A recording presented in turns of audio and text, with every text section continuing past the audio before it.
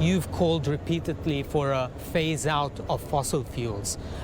We are hearing from other parties calling for the phase out of fossil fuel emissions. Do you think there are any areas of intersection between the two calls? Do you think there is an area of compromise between these two calls, especially in the upcoming COP28? The science is clear, and what we need to see, what the science calls for, are deep and real reductions in terms of our global emissions, and that calls for what can be done in the immediate term is the transitioning away from fossil fuels, which are at the heart of the climate crisis.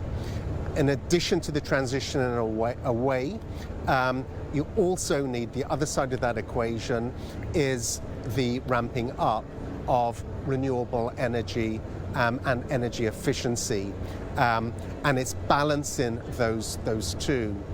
In terms of emission reductions and focusing on emission reductions, the talk of the role of technology within this very complex exercise, it does have a role to play, but that role right now in terms of maturity of technology, scalability of technology, cost of that technology has significant constraints.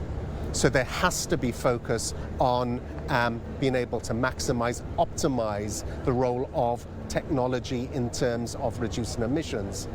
But it is absolutely no substitute for the phasing, the phasing down and transitioning away from fossil fuels, and that's all fossil fuels.